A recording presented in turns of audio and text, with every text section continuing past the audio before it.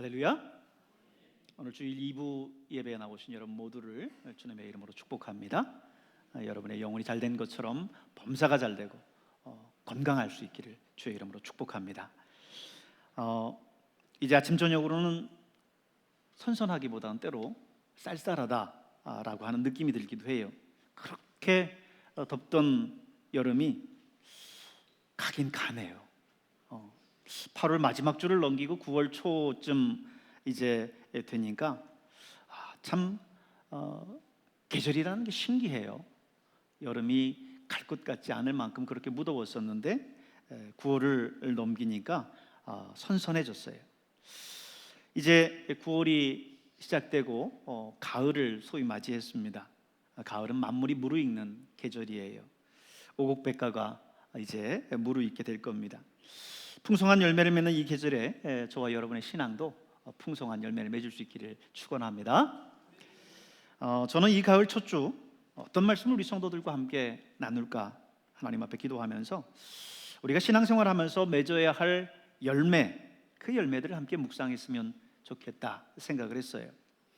우리가 신앙생활하면서 맺어야 할 열매가 뭘까 생각해 보면 그것은 바로 성령의 9가지 열매가 아닐까 싶습니다. 갈라디아서 5장 22절에 나오는 말씀을 보면 성령의 9가지 열매에 대해서 나오죠. 우리 함께 같이 읽어보도록 할까요? 함께 읽습니다. 오직 성령의 열매는 사랑과 희락과 화평과 오래 참음과 자비와 양선과 충성과 온유와 절제니 이 같은 것을 금지할 법이 없느니라. 아멘. 우리가 흔히 성령하면 성령의 은사를 생각하기 쉽죠. 방언이나 예언의 은사, 또 병을 고치는 신유의 은사, 그리고 영을 분별하는 영분별 의사와 같은 그런 신비적인 것들을 생각합니다. 하지만 제가 지금 여러분과 함께 나누려고 하는 이 성령의 열매는 이 성령의 은사와는 다른 거예요. 성령의 은사가 외적인 능력을 말하는 것이라고 한다면 이 성령의 열매는 내적 열매를 의미합니다. 우리가 어떤 능력을 가졌느냐라고 하는 해빙의 문제도 중요하겠지만 우리가 어떤 사람이냐라고 하는 being의 문제가 더 중요하다라고 하는 거죠. 여러분, 이건 대단히 중요한 문제입니다. 우리가 하나님의 능력을 가지는 것도 중요하지만 더 중요한 것은 우리가 예수님의 인격과 성품으로 성장해 나가는 거예요. 성령의 9가지 열매는 우리가 가져야 할 그런 예수님의 성품입니다. 오늘 우리 특별히 한국 기독교 역사 가운데에서 지난 역사들을 살펴보면 한국 교회 가운데 놀라운 성령의 은사들이 많이 나타났죠. 그러나 그 은사에 비해서 조금은 부족하다 생각했던 것이 있다고 한다면 성령의 열매일 겁니다. 예수님의 성품을, 예수님의 인격을 닮아가는 그 모습, 오늘 이 가을에 저와 여러분이 바로 그런 성품으로 충만해지시기를 바랍니다. 근데 여러분, 이 열매라고 하는 거, 열매는 어떻게 맺어지죠? 열매는 그냥 나무 하나 갑자기 딱 심어 놓는다고 해서 열매 맺는 게 아니에요. 사과나무가 자라서 열매 맺기까지는 한 3년 정도 걸린다고 해요. 3년 동안 뿌리를 깊이 내리고 땅속에 있는 양분들을 흡수해서 가지를 뻗고 그러면서 햇빛도 받고 하면서 결국 사과 열매를 맺는 거죠. 예수님을 믿는다고 해서 역시 갑자기 변하지는 않습니다.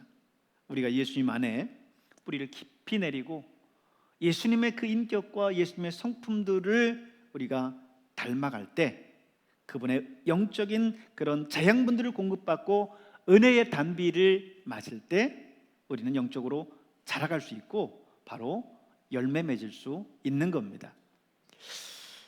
바로 이렇게 우리가 자라고 열매를 맺는 데에는 중요한 요인 하나가 있어요. 우리가 육신은 그냥 먹고 운동하고 세월이 지나면 자라지만 우리의 영적인 성장은요, 영적인 일이기 때문에 영이신 하나님이 개입하시고 함께해 주셔야 우리가 자랄 수 있습니다. 사도 바울은요, 고린도전서에서 이렇게 얘기해요. 나는 심었고 아볼로는 물을 주었을 때 오직 하나님께서 자라게 하셨다 말씀합니다. 그렇죠? 사도 바울은 지중해 연안에 있는 팔레스타인 땅뿐만 아니라 오늘의 터키에 있는 소아시아 그리고 로마까지 복음을 위해서 복음을 전하면서 일평생 살았습니다. 그가 다니면서 복음을 전했고 복음의 씨앗을 뿌렸어요. 오늘 사도 바울이 이야기한 것처럼 사도 바울은 열심히 심었습니다. 그리고 아볼로는 사도 바울이 사역했었던 그 고린도 교회에서 하나님의 말씀으로 복음을 받아들이고 예수 그리스도의 사람이 된 그리스도인이 된 사람들을 말씀 안에서 잘 양육했어요. 그런데 그들이 복음이 들어오고 말씀이 들어와도 그들이 자라는 데 있어서 중요한 것은 뭐예요? 하나님의 역사라는 거죠.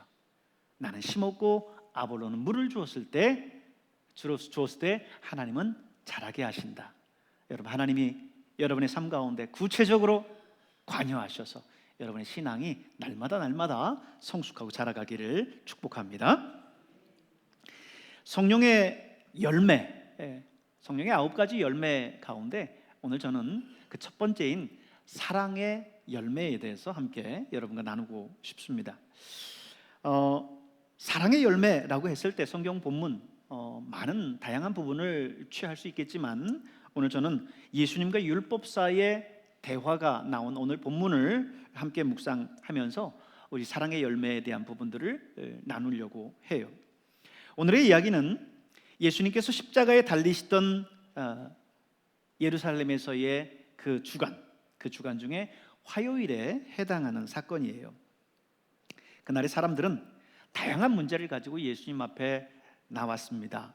그거는 영적인 문제를 해결받기 위해서 예수님 앞에 나왔다라기보다는 오히려 예수님을 올무에 넘어뜨리기 위해서 여러 가지 어려운 그런 문제들을 예수님께 질문들을 가지고 나와서 예수님을 공격하는 거였어요. 예를 들어서 세례 요한의 세례가 하늘로부터냐 아니면 땅으로부터냐, 가이사에게 세금을 바치는 게 옳으냐 아니냐, 7 형제가 한 아내를 취해서 결혼했다고 한다면 나중에 죽었을 때에 부활했을 때에 그 아내는 누구의 아내냐, 뭐 이러면서 어려운 질문들을 예수님께 던지는 거예요. 그건 곧 예수님을 곤궁에 빠뜨리려고 하는 거였었죠. 근데 예수님은 거기에서 그들의 모든 의도들을 다 파악하시고 거기에서 아주 지혜롭고 놀라운 대답을 합니다. 그들이 반박할 수 없는 대답을 하세요. 그래서 오늘 본문의 마지막 46절 본문장에 46절을 보면 한마디도 능히 대답하는 자가 없고 그날로부터 감히 그에게 묻는 자도 없더라 그랬습니다. 어찌 생각하면 그들은 이 질문을 하면 예수님께서 빠져나갈 수 없는 외통수에 걸렸을 거다라고 생각했을 거예요. 근데 예수님은 아주 지혜롭게 모든 말씀들을 해 나가십니다. 오늘 이제 34절 본문 시작되는 34절에 보면 예수님께서 사두개인들에게 그런 어려운 질문들에 대해서 완벽하게 대답하셨다라고 하는 말을 이제 듣고는 이제 바리새인들이 모여서 예수님을 곤궁에 빠뜨리려고 이제 예수님을 공격하는 내용이에요. 34절에 예수께서 사두개인들로 대답할 수 없게 하셨다 함을 바리새인들이 듣고 모였는데 35절, 36절 그 중에 한 율법사가 예수를 시험하여 묻되 선생님, 율법 중에서 어느 계명이 크니까? 예수님, 율법이 많이 있는데 이 율법 중에서 어떤 계명이 정말 제일 중요하고 어떤 계명이 가장 큰 계명입니까? 이렇게 물었던 거예요. 근데 오늘 본문 그 내용을 잘 보면요, 한 율법사가 예수를 시험하여 묻되 그랬어요. 시험하여 묻되. 역시 궁금해서 묻는 게 아니에요. 예수님을 어려움에 빠뜨리려고, 함정에 빠뜨리려고 묻는 질문입니다. 당시 유대의 선생들, 소위 랍비들은요, 율법을 분류해서 248개는 중요한 율법이고 또 365개는 그것도 물론 중요하지만 덜 중요한 율법이다 라고 나름 분류를 했어요. 하지만 그 많은 율법 가운데서 어떤 계명이 정말 큰 계명이냐라고 하는 이 논쟁은 계속해서 치열하게 논쟁이 되어 왔었던 내용이고 결론이 나지 않았습니다. 그래서 오늘 예수님께서 어떤 대답을 하든 간에 이 논쟁에, 말싸움에 딱 걸려 넘어가기 쉬운 그런 질문이었어요. 그저 이 논쟁에 휘말릴 수밖에 없었습니다. 율법사는 아마 생각했을 겁니다. 이제 이 질문을 던져놨으니 예수님은 그 덫에 걸리고 말 거다. 그런데 예수님은 그런 그들의 기대와는 달리 전혀 다른 대답을 하십니다. 뭐죠? 예수님은 율법의 근본 정신을 이야기를 하세요. 하나님 사랑과 이웃 사랑을 말씀하십니다. 어떤 율법은 지켜도 되고 어떤 율법은 그래도 그 율법에 비해서 덜 중요한 율법이고, 이걸 이야기하시는 것이 아니라 율법의 근본적인 정신, 근본적인 그 율법을 세우신 목적을 말씀하시는 거죠. 37절, 38절을 보세요. 예수께서 가라사대 내 마음을 다하고 목숨을 다하고 뜻을 다하여 주 너의 하나님을 사랑하라 하셨으니 이것이 크고 첫째 되는 계명이다. 목숨을 다, 마음을 다하고 목숨을 다하고 뜻을 다해서 주 너의 하나님을 사랑하라. 여러분, 여기서 사랑한다라고 하는 이 사랑은요, 헬라어로 아가페에 해당하는 단어입니다. 아가페는 여러분 많이 들어보셨죠? 우리 언어 속에 사랑이라고 하는 단어는 딱 한 가지지만 이 유대인들 사회 속에서, 헬라어 속에서의 당시 표현되는 아가페의 사랑의 표현은 여러 가지 표현이 있었어요. 친구 간의 사랑이 다르고요, 연인과의 사랑이 다르고요, 그리고 부모와의 사랑이 다르고요, 하나님과의 관계 속에서의 사랑이 달라요. 근데 하나님과의 관계 속에서 하나님이 사랑하시는 그 사랑이 뭐냐? 아가페예요. 아가페. 근데 주 너의 하나님을 사랑하라 했을 때 이 사랑하라라고 하는 말은요, 아가파오, 이 아가페에서 파생되어져 나온 말이에요. 하나님의 수준으로, 하나님의 사랑의 수준으로 너도 역시 하나님을 사랑하라 라고 하는 말씀이에요. 하나님의 수준이 뭐예요? 하나님이 어떻게 우리를 사랑하셨습니까?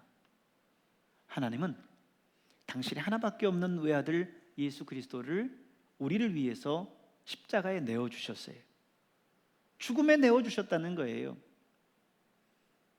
여러분의 자식을 누군가를 위해서 내어준다면 내어줄 수 있겠습니까? 그것도 죽음에 내어준다고 하면 내어줄 수 있겠습니까? 그것도 하나밖에 없는 외아들인데, 눈에 넣어도 안 아플 외아들인데 그를 여러분 죽음에 내어줄 수 있겠어요? 그러나 하나님은 오늘 저와 여러분을 위해서 예수님을, 독생자이신 예수님을 십자가에 내어주셨어요. 그것도 하나님과 우리가 좋은 관계가 아니었어요. 우리가 하나님을 너무 사랑하고 하나님이 우리를 볼 때 그저 우리가 하는 짓이 너무 이뻐가지고 어떻게든 뭐든 해주고 싶은 그런 게 아니었어요. 뭐예요? 우리가 하나님을 배반하고, 소위 말해서 하나님을 등지고 하나님을 떠났었던 우리였어요. 로마서 5장에 보면 그런 우리를 표현할 때 어떻게 표현했냐면, 우리가 아직 연약할 때에, 우리가 아직 죄인 되었을 때에, 우리가 원수 되었을 때에, 소위 하나님과의 관계가 왼수인 거예요.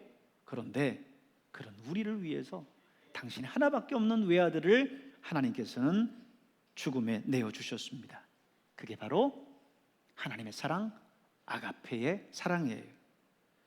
그런데 하나님은 지금 우리에게 말씀하시기를 그 하나님의 사랑으로 내 마음을 다하고 목숨을 다하고 뜻을 다해서 주 너의 하나님을 아가파오, 사랑하라 라고 하는 거예요. 여러분, 이게 어떻게 가능할 수 있겠습니까? 그 사랑으로 여러분 하나님을 사랑할 수 있어요? 너무나 힘든 과제죠. 그런데 예수님께서 우리에게 오셔서 그 길을, 그 방법을 가르쳐 주셨어요. 요한복음 14장 21절에 보면 예수님이 이렇게 말씀하십니다.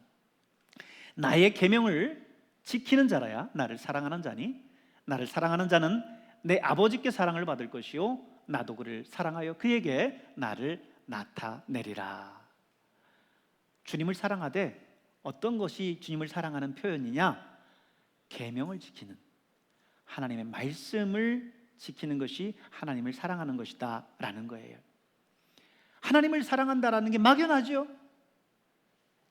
어디에서 그가 하나님을 사랑하는 것을 알 수 있느냐? 하나님의 말씀을 귀중하게 여기고 그 말씀을 순종하느냐 안 하느냐, 지켜 행하느냐 안 하느냐, 그걸 통해서 우리는 하나님을 그가 사랑하는지 안 하는지를 알 수 있는 겁니다. 여러분, 오늘 주님께서 우리에게 주신 이 말씀, 여러분 귀하게 여기고 순종하며 나아갈 수 있는 여러분 될 수 있길 바랍니다. 이 말씀을 순종하기 위해서 몸부림치고 치열하게 씨름하는 거예요. 말씀을 순종하는 것, 이것도 사실은 쉬운 일은 아니지요. 목숨을 다하고 마음을 다하고 뜻을 다해서 하나님을 사랑하라고 했는데 이게 쉬운 일이 아니지요.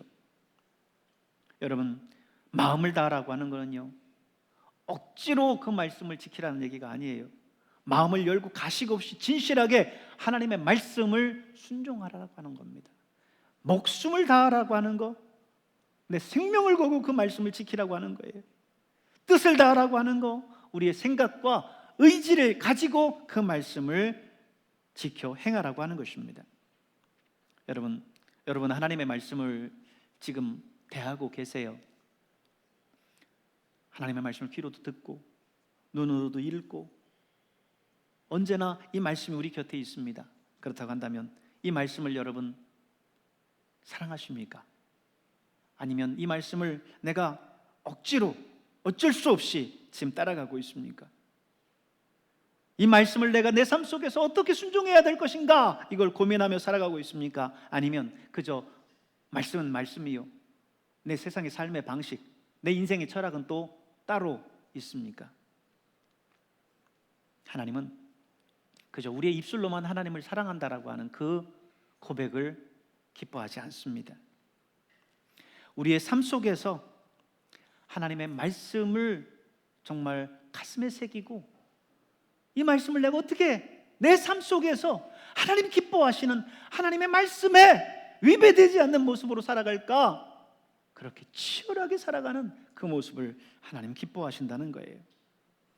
나의 계명을 가지고 지키는 자라야 나를 사랑하는 자다 말씀합니다.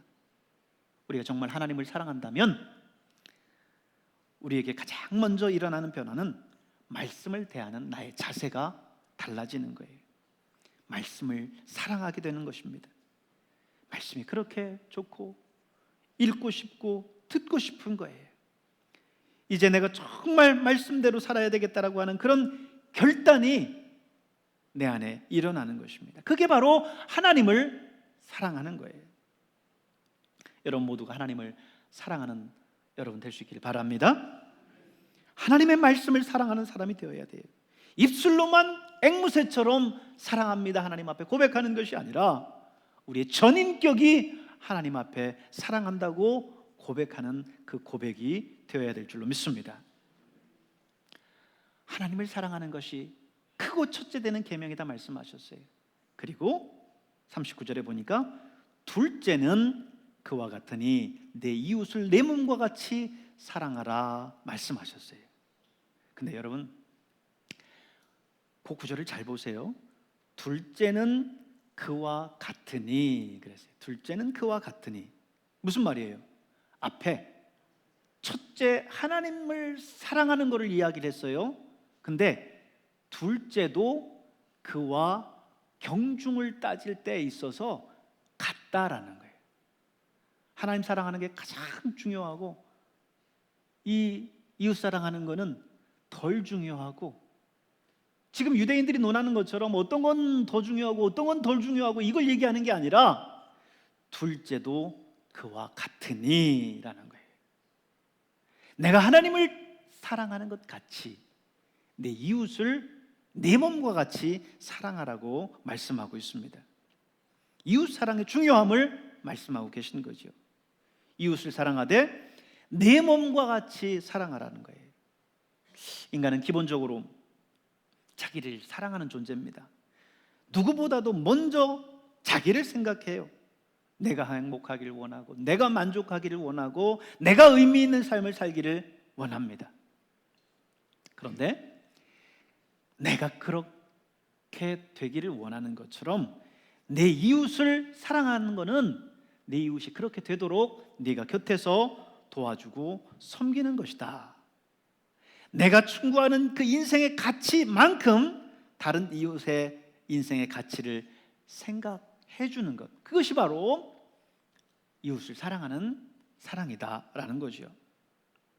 내가 행복하기를 원하는 만큼 내 곁에 있는 내 이웃의 행복을 빌어주고 그렇게 우리가 도와주는 겁니다. 만약 우리가 인생을 살아가면서 어려움을 당하게 되면 그 어려움 속에서 어떻게 해서든 벗어나려고 노력하지 않겠습니까? 그것처럼 내가 내 이웃을 사랑한다라고 하는 것은, 내 몸과 같이 사랑한다라고 하는 것은, 내 이웃이 그런 곤경과 어려움과 고난에 처했을 때에 어떻게든지 그가 그곳에서 빠져나올 수 있도록, 그가 그것을 극복하고 이길 수 있도록 도와주라는 거예요. 그것이 바로 내 몸과 같이 내 이웃을 사랑하라는 것입니다. 그렇다면 이 이웃이라고 하는 범위는 어떻게 될까요? 사람들은 보통 이웃 그렇게 범위를 하면 성경 속에서 모든 사람, 모든 인류로 광의적으로 확대 해석합니다. 하지만 오늘 본문의 이웃이라고 하는 개념은 말 그대로 내 주변에 있는 내 이웃이에요. 내 삶의 바운더리 안에 있는 이웃을 말하는 거예요. 내가 살아가는 그 삶 속에 가장 가까운 이웃인 거죠. 내 가장 가까운 곳에 누가 있습니까? 나의 배우자가 있어요. 나의 자녀가 있습니다. 나의 부모가 있습니다. 내 친구가 있습니다. 매일, 매주 이렇게 만나는 내 교우가 있습니다. 그들을 사랑하되 내 몸과 같이 사랑하라는 거예요. 여러분, 내 바로 곁에 있는 내 이웃조차 사랑하지 못하면서 이 주님의 말씀을 크게 확대 해석해서 저 멀리 지구 반대편에 있는 내 이웃을 사랑한다라고 말하는 것은 뭔가 어폐가 있지 않겠습니까? 내 곁에 있는 가장 가까운 이웃을 사랑하지 못하면서 어찌 저 지구 반대편에 있는 이웃을 사랑하는 그 사랑을 논하겠습니까? 함께 매주 만나고 매주 신앙생활을 하고 함께 믿음의 생활들 하는 믿음의 공동체요, 믿음의 형제 자매를 가장 가까운 곳에 있는 그를 사랑하지 못하면서 저 멀리에 있는 누군가를 사랑한다라고 고백하는 그 고백은 어쩌면 가식적이고 위선적인 고백일 수도 있어요. 사도 요한은 사랑을 논할 때 내 눈에 보이는 바 내 형제를 사랑하지 않으면서 내 눈에 보이지 않는 바 하나님을 사랑한다라고 말하는 것은 그건 위선이다라는 거죠. 맞습니다. 내 눈에 보이는 가장 가까이 있는 내 이웃을 사랑하지 않으면서 보이지도 않는 또 다른 이웃을 내가 사랑한다고 고백하는 것은 그것은 무언가 어폐가 있는 걸 거예요.